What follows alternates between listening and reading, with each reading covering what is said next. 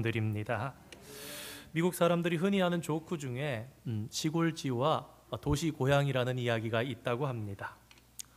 시골에 살고 있던 쥐가 도시로 이사를 갔습니다. 먹고 살기가 너무 어려워가지고 도시에 가면 좀 생계가 유지가 될까 싶어서 그랬습니다. 그런데 도착한 첫날 밤 예기치 못했던 위기의 상황을 직면하게 되었습니다. 밤중에 곧 도시의 뒷골목을 서성거리던 도시의 고양이를 맞닥뜨리게 된 것입니다.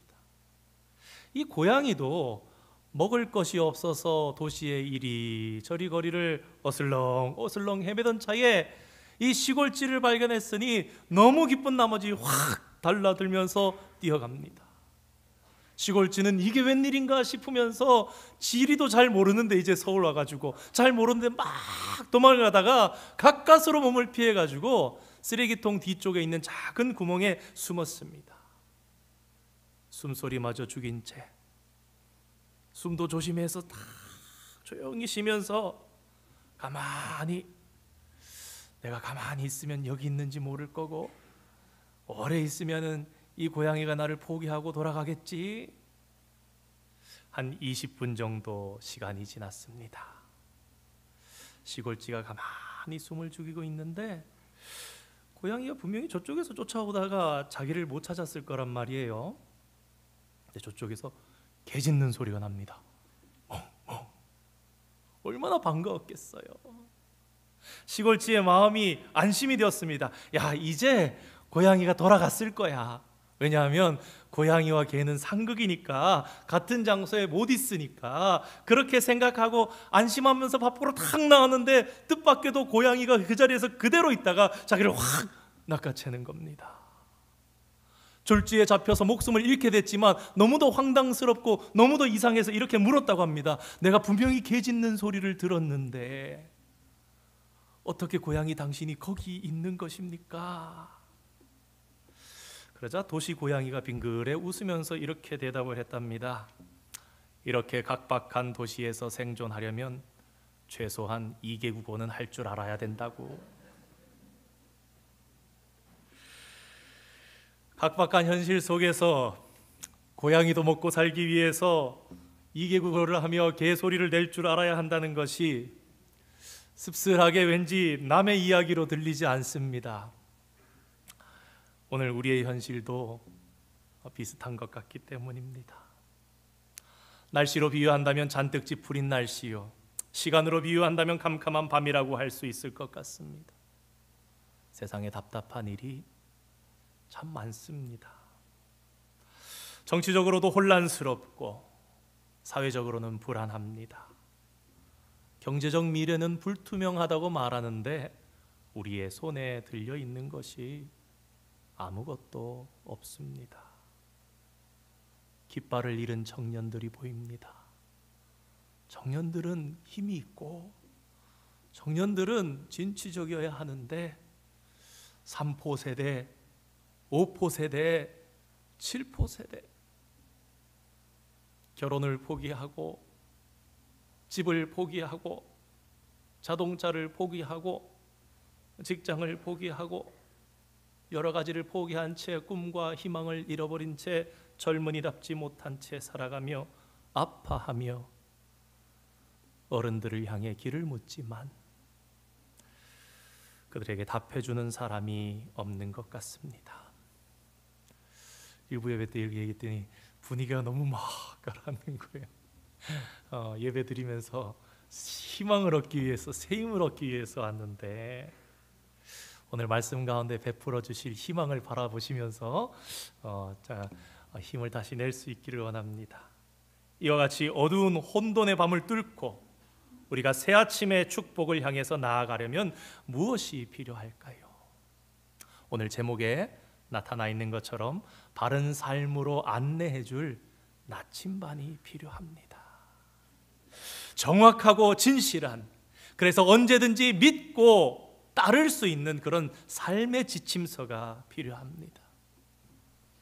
저 바다에 항해하는 큰 배들이 방향을 잃지 않으려면 나침반, 컴파스가 아주 막 금속으로 돼서 막 이만한 것들을 싣고 다니는데 나침반이 필수적으로 있어야 하는 것처럼 인생의 방향을 하나님께 맞추려면 우리에게도 영적인 나침반이 반드시 있어야 하는 것이구나. 그것을 우리는 생각하게 됩니다.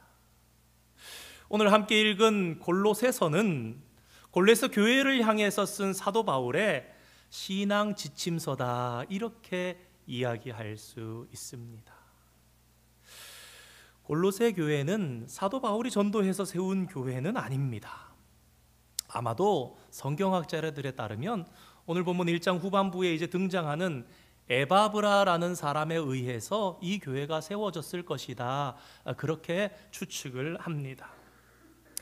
1장 23절 말씀을 보면 우리가 읽지는 않았지만 에바브라가 이렇게 바울에게, 지금 바울은 에베소, 빌립보, 골로새, 빌레몬서 쓸 때 감옥 가운데 있었잖아요. 그래서 옥중서신이라 그러는데 감옥에 바울이 갇혀 있는 동안에 에바브라가 그곳을 방문한 것을 봅니다. 그렇게 에바브라가 사도 바울과 함께 대화를 하던 중에 사도 바울이 깨닫게 된 것이 있었으니 그것은 바로 이 골로새 교회가 영적인 혼란에 빠지게 되었구나 하는 안타까운 소식을 알게 되었습니다. 세상의 철학과 거짓 사상들이 교회 안으로 막 밀려 들어와서 성도들의 마음이 거기에 빼앗겨 버렸던 것입니다. 그 결과 이 골로새 교회가 어떻게 되었는가? 열심은 있는데 방향성을 잃어버린 거예요. 힘은 있는데 어디로 가야 할지 몰랐습니다. 그런데 여러분, 이거 위험합니다. 차라리 힘이 없고 차라리 열심이 없으면 그럴 땐 다행입니다. 열심 있는 자가 그 열심의 방향을 모른다면 어떻게 됩니까? 그는 광신자가 됩니다. 능력이 있는데 그 능력을 가진 자가 잘못된 방향으로 향하면 어떻게 됩니까? 그곳엔 파괴만 일어날 뿐인 것입니다. 아무리 많은 것을 소유했다 할지라도 삶의 방향을 잃어버리면 허무주의에 빠지게 되어 있습니다. 목회를 하다 보면 그런 분들 만납니다. 장사를 하시면서 이 돈 넣는 재미로 사셨대. 돈 넣는 재미로. 그거 넣어서 일주일 하루 모아가지고 은행 어카운트에 넣는 재미로 사셨는데 20년 30년 지나고 딱 봤더니 주님 앞에 내가 무엇했나? 그렇게 살면 되는 건 줄 알았는데 20년 30년 지나고 봤더니 물질은 많이 있는데 허무한 가슴을 어찌할 바 없다가 주님 찾은 분들을 간혹 만나게 됩니다. 10년쯤 전이었던 것 같습니다. 헐리우드의 유명한 배우인 필립 호프만이라는 배우가 자살한 일이 있었습니다. 보통 배우가 아니었습니다. 아카데미상을 수상했던, 그러면서 돈도 많이 있고 연기력이 뛰어난 연기파 배우였습니다. 자신이 헐리우드 배우인데 무엇이 부족합니까? 다른 사람들은 평생에 하나라도 받아볼 그 아카데미상을 이미 수상했고 잘 나가는 배우인데, 그런데 경찰이 사건을 조사하다가 그의 주머니에서 마약이 6봉지나 들어있는 것을 발견했다고 합니다. 왜?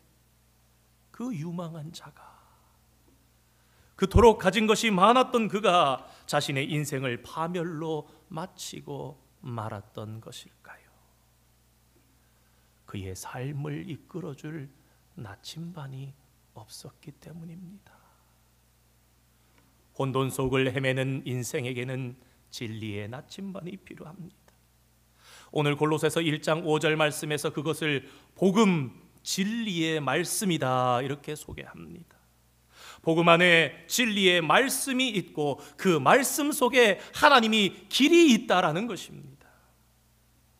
그런 의미에서 복음은 우리를 흑암 가운데서 건져내는 능력이 될 뿐 아니라 또한 복음 받은 우리를 이끌어줄 삶의 지표가 된다라는 것을 우리는 기억해야 하겠습니다. 이것을 붙들어야 우리가 길을 잃지 않는 것입니다. 설사기를 잃어버렸다 할지라도 다시 본래의 위치로 되돌아올 수가 있는 것입니다. 여러분은 복음과 진리의 나침반을 오늘 손에 들고 인생길을 걷고 계십니까? 우리는 그것이 없이는 결코 바르게 달릴 수 없다라는 사실을 깊이 깨닫는 이 시간 되기를 원합니다. 복음의 진리가 제시하는 삶의 방향은 그렇다면 과연 무엇일까요? 오늘 나침반이라 그랬는데, 그래서 나침반이 4개의 방향을 가르치지 않습니까? 그래서 오늘 말씀을 4개의 방향으로 한번 생각해 보려고 합니다. 첫 번째로 믿음의 방향입니다. 4절 말씀 우리 함께 다시 한번 읽어볼까요? 읽겠습니다. 시작. 이는 그리스도 예수 안에 너희의 믿음과, 거기까지만 읽겠습니다. 네, 감사합니다.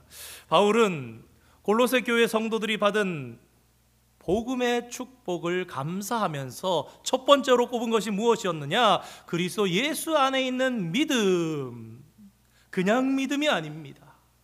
그리스도 안에 뿌리를 둔 믿음이다, 그렇게 이야기를 합니다. 그리고 이것이 우리가 지향해야 할 내적인 방향이라는 것입니다. 이것이 분명하면요, 우리가 무슨 일을 해도 흔들리지 않습니다. 그리스도에게 내 초점이 맞춰져 있는 사람은요, 무슨 일을 해도 흔들리지 않습니다. 요 몇 주 내에 몇 차례 말씀드렸던 것 같습니다.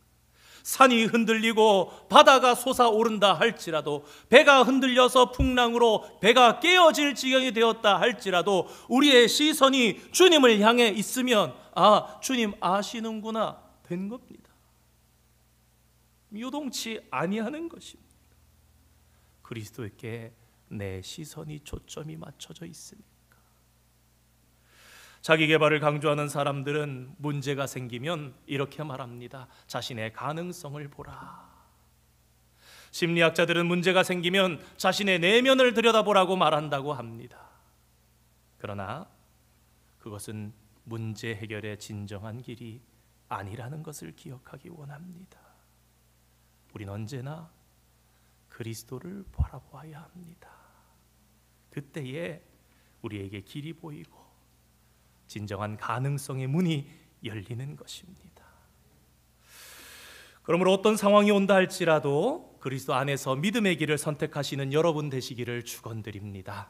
마치 바다에서 항해하는 배들이 북극성을 바라보면서 내 배가 지금 잘 가고 있는지 자신의 위치를 찾아서, 아, 내가 지금 이쯤 있겠구나 하는 것처럼 그리스도를 향하는 인생, 언제나 그리스도를 바라는 인생은 결코 파손되지 않는다는 사실을 명심해야 하겠습니다. 미국의 방송 설교가 중에 찰스 스탠리라는 목사님이 계셨습니다. 애틀란타에서 40년 이상 목회하시면서 많은 영향력을 끼치신 분이십니다. 그런데 이분이 목회 후반부에 아주 큰 아픔을 겪으셨습니다. 사모님이 집을 나가셨어요. 준비하면서 저도 생각을 해봤습니다. 목회를 열심히 하고 있는데 아내가 집을 나가면 어떡하나.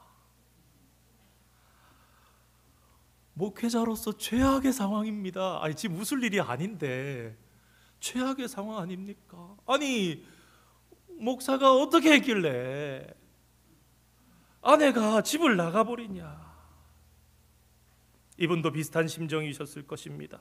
아, 내 목회가 끝났구나.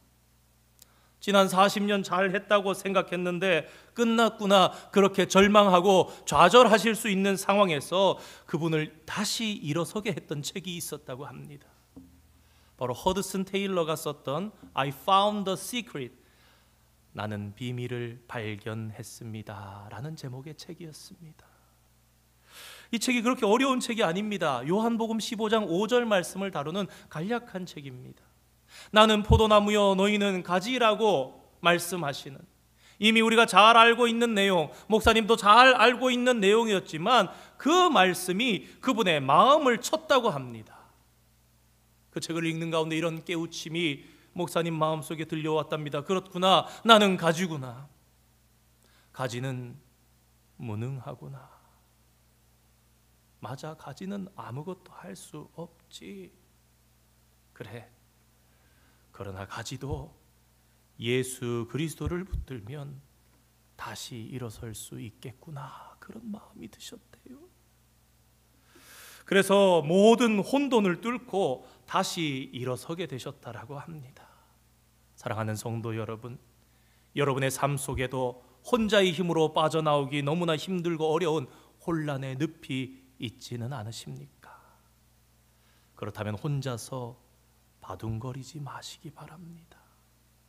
그럴수록 오히려 더 깊이 빠져들 뿐입니다.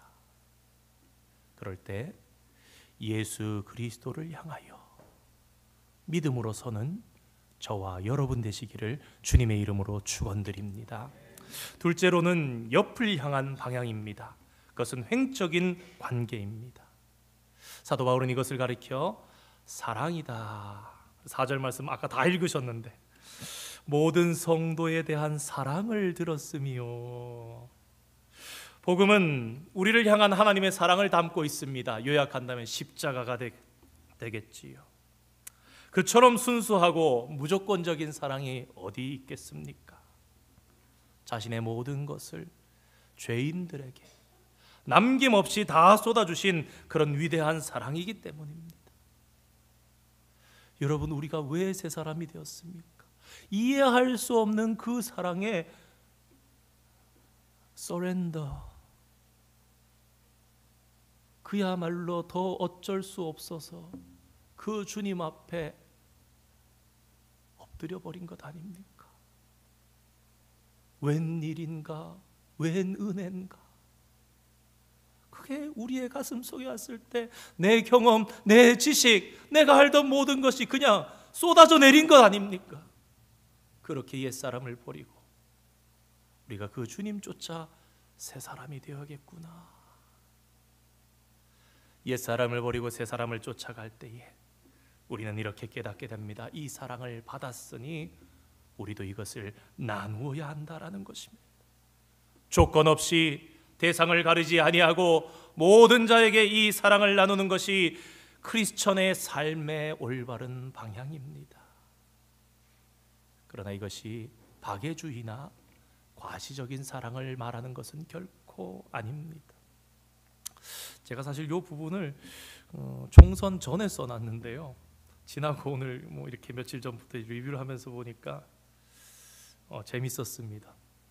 가끔 정치가들이 재래시장에 들러 평소에 먹지도 않는 어묵을 먹는다거나 달동네에서 연탄을 나른다거나 하는 것은 진정한 사랑이 아닙니다. 표를 얻기 위함입니다. 그래서 선거철만 끝나면 한 명도 얼씬거리지 않습니다. 아무도 없는 것 같더라고요, 지금. 여러분, 참된 사랑의 기준은 언제나 주님입니다. 그분이 날 사랑하심 같이 나의 소중한 것을 나눌 때에 그게 감동을 주는 겁니다. 아니, 저 사람이 왜 그러지? 나의 소중한 것을 줄 때, 그냥 그럴 수 있는 것을 줄 때는 날 불쌍히 여기나 보다 그러고 지나갈 수 있어요. 거기에 오히려 아픔을 느끼는 사람들도 있다 그러더라고요. 저 사람이 날 도와주는 것은 물론 그런 마음을 갖는 게 좋지는 않을 텐데, 그럼을 통해서 나보다 자신이 낫다라고 생각하면서 살겠구나, 그런 생각 얼마든지 들 수 있지 않겠습니까? 그러나 주님께서 날 사랑하셔서 그분의 전부를 주심과 같이 내가 소중한 것, 가지고 있는 것 중에 소중한 것을 나눌 때 그것은 오히려 감동을 주는 것입니다. 몇 해 전에 LA 타임즈에 진정한 구원 투수다 하는 제목으로 기사가 실린 내용이 있었습니다. 그 내용은 뉴욕 양키즈의 투수였던 팀 버커에 대한 이야기였습니다. 그는 8년 동안 메이저리거의 투수로서 훌륭하게 뛰었습니다. 그러다가 어느 날 은퇴를 선언합니다. 부상을 당한 것이 아니었습니다. 성적이 나빠서도 아니었습니다. 너무 이상했겠죠. 잘 뛰었고 부상을 입은 것도 아닌데 왜 갑자기 그만두는가? 그 이유를 물었더니 놀랍게도 그 이유가 무엇이었냐면은 자녀 양육에 집중하기 위해서입니다. 그렇게 대답했습니다. 사람들이 궁금했겠지요. 저 집의 자녀들이 무슨 문제가 있나 그래서 살펴봤더니 놀랍게도요, 이 팀 버커라는 이 투수 선수 출신, 그가 말하는 그 자녀는 모두 입양한 자녀들이었습니다. 그것도 미국 내도 아니고 한국의 아이 2명, 과테말라 아이 1명, 베트남 아이 1명.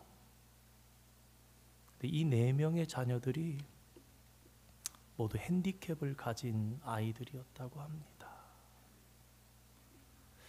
아니, 어떻게 이런 아이들을 위해서 당신이 야구 선수로서의 경력을 접을 수 있느냐 하는 질문에 그가 이렇게 대답했다고 합니다. 저는 더 이상 돈을 벌기 위한 구원투수가 아닌 생명을 위한 구원투수가 되고 싶습니다. 이것이 주님의 사랑을 보여줄 수 있는 최소한의 몸짓이라 생각합니다. 이분이 크리스찬이었던 거예요. 벌 만큼 벌었다라고 생각하고 얼마든지 더 영광스러운 삶, 더 귀한 복들을, 물질을 누릴 수 있었지만 그것을 포기하고 입양한 자녀들을 향해서 주의 사랑을 실천하며 생명의 구원투수가 되어야지 꿈꾸고 살았던 것입니다. 오늘 우리의 삶 속에도 우리가 그리스도인이라면 이런 사랑의 손짓이, 몸짓이 있어야 하지 않겠습니까? 오늘 예배하시면서, 오늘도 묵상하시면서 지금 우리가 달려가 사랑의 손을 잡아야 할 사람이 누구인지 생각해 보시고 또 실천할 수 있는 저와 여러분 되시기를 주님의 이름으로 축원드립니다. 셋째로는 위를 향한 방향입니다. 이것은 하늘을 향한 방향이며 그 실체는 소망입니다. 우리 5절 말씀 한번 띄워주시겠습니까? 함께 읽겠습니다. 시작. 너희를 위하여 하늘에 복음 진리의 말씀을 들은 것이니라. 아멘. 바울은 세 번째로 이것은 너희를 위하여 하늘에 쌓아둔 소망이라 그렇게 표현했습니다. 사랑하는 성도 여러분, 믿으시기 바랍니다. 하늘나라에는 우리를 위해 하나님께서 쌓아두신 소망의 실체가 있다라는 사실을 말입니다. 천국에서 누리게 될 영광된 우리의 축복들입니다. 복음은 이 땅에서의 삶도 풍성하게 만들지만 이 땅에서의 삶만 풍성하게 만드는 것이 아닙니다. 복음은 궁극적으로는 하늘의 축복을 바라보게 하는 것입니다. 그런 의미에서 크리스천의 삶의 방향은 이 세상이 아니죠. 재작년이었나요? 철로 역정하면서 그 크리스천 씨가 밝은 그곳을 향해서 갔던 이유가 무엇이었습니까? 이 땅은 나그네이고 내가 저 본향이 있기 때문에 저곳을 향해서 가는 것 아닙니까? 놀랍게도 이 땅에서 잘 돼 보려고, 잘 살아 보려고 사는 사람이 건강하고 잘 되는 게 아니라 사람이 사람의 마음을 본향인 하늘나라에 두고 살아갈 때에 오히려 이 땅에서의 삶도 더 담대하고 더 건강하게 된다라는 사실입니다. 여러분, 왜 그럴까요?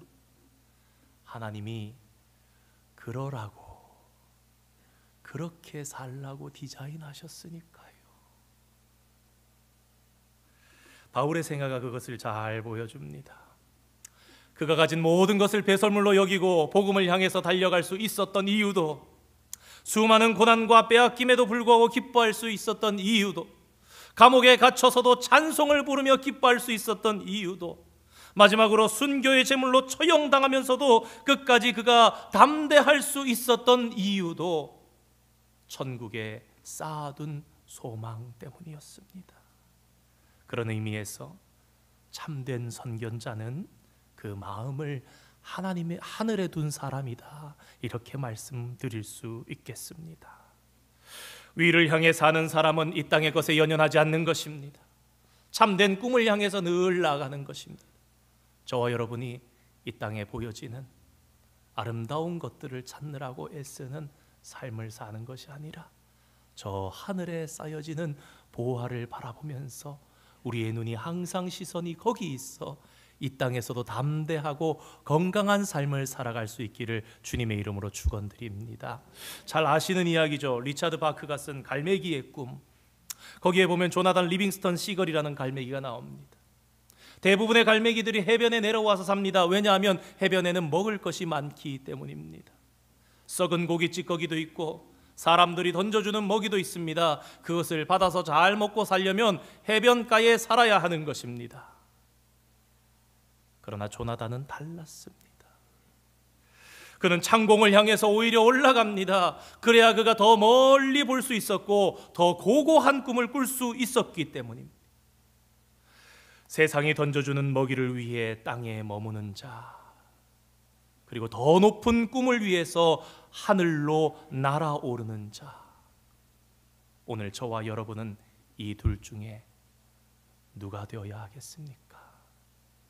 바라기는 하늘을 향한 소망을 가지고 더 높은 꿈을 향해 하늘로 올라가시는 저와 여러분 되기를 주님의 이름으로 축원드립니다. 마지막 네 번째로 세상을 향한 방향입니다. 우리는 지금까지 믿음, 사랑, 소망, 내적으로는 믿음, 옆으로는 사랑, 그리고 하늘을 향해서 소망, 그리고 이제 마지막 네 번째 방향, 이 세 가지를 설정했다면 이제 우리는 세상을 향한 방향이 필요합니다. 그리고 이것이 곧 선교와 사명을 위한 삶의 방향이다, 이렇게 말씀드릴 수 있겠습니다. 사도 바울은 복음의 확장에 대해서 칭찬하면서 다음과 같이 권면합니다. 우리 6절 말씀 한번 띄워주시겠습니까? 마지막 6절 시작. 이 복음이 이미 너희에게 이르매 너희 중에서와 같이 또한 온 천하에서도 열매를 맺어 자라는도다. 아멘. 우리가 이 말씀에서 주목해야 할 단어는 온 천하입니다. 복음은 우리의 삶에 엄청난 축복을 이미 가지고 왔습니다. 그래서 오늘 이 자리에 앉아있는 저와 여러분은 생명과 소망을 누리고 있고 삶의 목적과 열매를 가지고 살아갑니다. 이 모든 것이 주의 복음으로부터 우리에게 주어진 것입니다. 그러나 이것이 우리 안에만 머물러서는 안 됩니다. 온 땅 끝까지 퍼져가야 합니다. 주님께서 부탁하신 것처럼 예루살렘과 온 유대와 사마리아와 땅 끝까지 이르러 우리가 그런 사명을 가지고 우리가 지향해야 할 사명의 방향이 있다라는 것입니다. 그리고 이것이 분명해질 때 우리의 삶이 더 가치 있게 됩니다. 그 가운데 기쁨이 넘칩니다. 왜? 주님이 기뻐하시는 삶을 내가 살고 있으니까, 주님이 바라시는 그런 삶으로 살아가고 있으니까 그럴 때 산다라는 것은 아름답고 존귀하게 되는 것입니다. 그럼에도 불구하고 우리가 이 땅에 살아가다 보면 아직도 폐쇄적인 공간에 갇혀서 세상에 대해서 무심할 때가 간혹 있습니다. 때로는 나만 아는 이기주의로 담을 쌓고 세상의 필요를 외면하기도 합니다. 혹 교회도 그럴 때가 있지는 않습니까? 예루살렘 교회가 처음에 어떤 교회였습니까? 철저하게 유대인의 공동체를 형성하고 이방 선교에 대해서는 문을 닫았던 교회입니다. 오늘날 교회도 얼마든지 폐쇄적 배타주의의 형태를 띌 수가 있다라는 것입니다. 그러나 주님께서는 이걸 깨뜨리길 원하세요. 예루살렘 교회의 박해가 이르러서 그 복음이 자연적으로 지역을 뛰어넘어서 이방으로 퍼져나가면서 증인이 되며 전도가 되었던 것처럼 우리의 독선과 편견, 자기중심적인 의의를 깨뜨리고 세상을 향해 오늘 저와 여러분이 나아가기를 주님께서는 원하고 계십니다. 그것을 통해서 참된 복음의 진리가 온 천하에 온 땅에 덮기를 주님께서는 진정 원하시고 기뻐하시는 것입니다. 인생은 기나긴 항해와 같습니다. 때론 거친 파도, 때론 칠흑같이 어두움이 우리의 삶을 강타하기도 합니다. 그러나 진리이신 그리스도가 우리와 함께 가신다면 우리는 두려워할 필요가 없습니다. 왜 그렇습니까? 그분이 길을 아시기 때문이고 길을 이끄실 것이기 때문입니다. 아버지가 눈길을 가면 그 뒤에 아이가 따라갑니다. 아버지가 밟은 그 발자국이 남아있는 그곳을 밟아야 편하고 덜 미끄러지고 쉽게 가게 됩니다.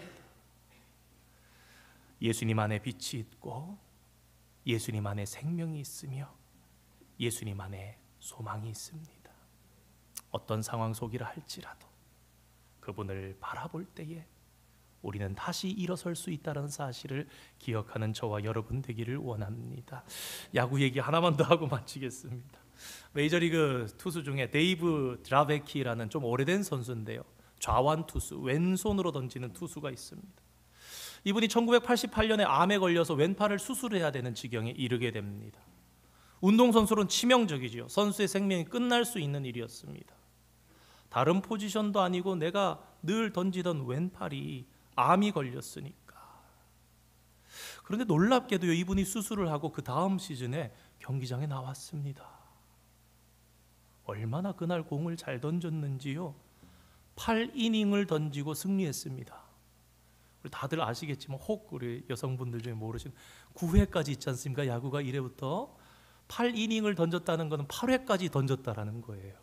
마지막 3아웃만 잡으면 되는 한 회만 남게 되는, 그만큼을 던지고 승리한다는 게 보통 사람으로도 컨디션 좋을 때도 운이 따라줘야 되는 것이거든요. 그러니까 얼마나 잘한 것입니까? 그런데 안타깝게도 그로부터 5일 후에 수술했던 팔이 부러지고 결국 그 팔을 절단해야 되는 수술을 받게 되었습니다. 웬만한 사람 같으면 어쩌면 생을 포기했을 수도 있고요, 절망감에 쓰러졌어야 할 것 같은데, 그런데 이분이 그렇게 하지 않습니다. 오히려 은퇴 후에 희망의 전도단이라는 선교단체를 만들어서 복음 사역을 하셨습니다. 그리고 몇 해 전에 책을 출간하셨는데 그 책 제목이 컴백, 한국말로 좀 의역을 한다면 재기, 다시 일어섬, 그런 뜻이 됩니다. 그분이 그 책에서 이렇게 도전합니다. 만일 당신 자신의 발로 다시 일어설 수 없다면, 그렇다면 예수 그리스도와 함께 일어서시기 바랍니다. 오늘 이 시간 동일한 도전을 저와 여러분에게 드리기 원합니다. 우리가 도저히 일어날 수 없을 때 우리 주님과 함께 일어나시는 그런 축복이 저와 여러분에게 있기를 원합니다. 그분과 함께 새 삶의 방향을 바라보는 저와 여러분 되기를 원합니다.